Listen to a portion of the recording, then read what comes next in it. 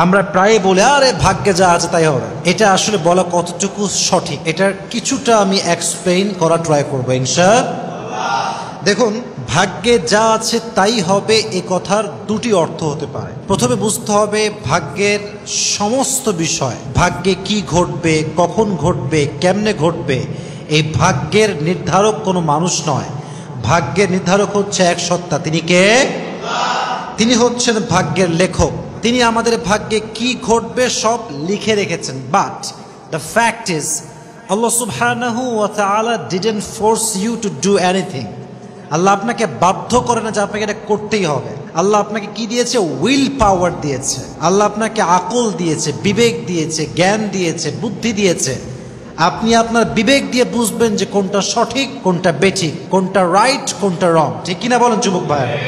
এটা আল্লাহ আপনাকে মেধা দিয়েছেন, সেই শক্তি দিয়েছেন, সে বুদ্ধি দিয়েছেন, সেই ক্যাপাসিটি দিয়েছেন, আল্লাহ আপনাকে সেই বিবেকটা দিয়েছেন। তাহলে বোঝা গেল ভাগ্য আল্লাহই লিখেছেন, আল্লাহ জানেন কখন কি হবে। বাট আল্লাহ আপনাকে উইল পাওয়ার দিয়েছেন, আল্লাহ আপনাকে বাধ্য করেন না। কেন? বাধ্য যদি আল্লাহ করতেন কিছু করার জন্য, তাহলে দুনিয়ার জীবন যে পরীক্ষা, এটার কোনো অর্থ আর বাকি থাকতো না। মনে করেন যে আল্লাহ আপনাকে, ফর এন এক্সাম্পল, আপনি সুদ খেয়েছেন, তো আল্লাহ যদি আপনাকে বাধ্য করে তাহলে দুনিয়ার জীবনটা যে পরীক্ষার জীবন আর বাকি থাকতো না। কারণ পরীক্ষা মানে কি? একটা সুযোগ আপনাকে দেওয়া হলো, আপনি এখন পরীক্ষায় পাশ করবেন কিনা এটা আপনাকে ট্রাই করতে হবে। যদি আল্লাহ আপনাকে বাধ্য করে সুদ খাওয়ায় তাহলে আপনাকে আল্লাহ বাধ্য করে জাহান্নামে বানালো, নাউজুবিল্লাহি মিন যালিক। এটা কখনো হতে পারে না। অতএব বোঝা গেল আল্লাহ মানুষকে উইল পাওয়ার দিয়েছে, মানুষ তার বিবেক খাটিয়ে কি করবে কি করবে না সে ডিসাইড করতে পারে। এখন অর্থটা বুঝে ট্রাই করেন।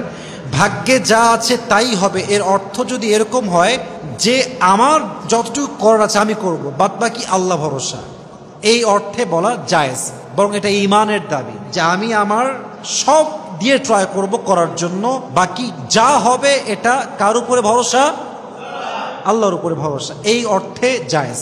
হ্যাঁ, কোন অর্থে জায়েজ নেই? দ্বিতীয় অর্থ, সেটা হচ্ছে অনেকে আছে তারা বলে যে আরে যা হয়েছে সব আল্লাহর দোষ। নাউজুবিল্লাহ বলবেন না আপনারা সবাই? তাদের লজিক কি? এদেরকে বলা হয় জাবারিয়া। এদের লজিক হচ্ছে যেহেতু আল্লাহ ভাগ্যে আগেই লিখে রেখেছেন কি হবে না হবে, অথবা আমি যা করব এটা আমার দোষ না, আল্লাহর দোষ। নাউজুবিল্লাহ পড়েন সবাই। এই অর্থে ভাগ্যে যা আছে তাই হবে বলাটা জায়েজ না, বরং এটা ইমান বিধ্বংসী কথা, ইমানের সাথে পরিপূর্ণ সাংঘর্ষিক কথা। ইমানের দাবি হচ্ছে আপনি আপনার সর্বোচ্চটা করবেন, বাদবাকি ভরসা কার উপরে? বাট আপনি আল্লাহকে দোষারোপ করতে পারবেন, এটা ইমানের বাহিরের কথা, ইমান বিধ্বংসী কথা এটা। অতএব যা আছে ভাগ্যে তাই হবে, এটা এই অর্থে জায়েজ যে আল্লাহ ভাগ্যে কি হবে না হবে আল্লাহ জানেন। বাট আল্লাহ আমাকে বিবেক দিয়েছেন, বুদ্ধি দিয়েছেন, আমি আমার সর্বোচ্চটুকু করব, তারপর আমি বলবো যে যা হবে এটা আল্লাহর উপরে ভরসা, এটা আল্লাহ তাআলাই করবেন। রাজি আছেন তো ইনশাআল্লাহ? আল্লাহ আমাদের সর্বোচ্চটুকু করার পরে আল্লাহর উপরে পরিপূর্ণ ভরসা করার তৌফিক দান করুক। সকলেই মন খুলে পড়েন আমিন। আল্লাহ আমাদের সকলের ভাগ্যে ভালো জিনিস লিখে দিক। সকলেই পড়েন আমিন।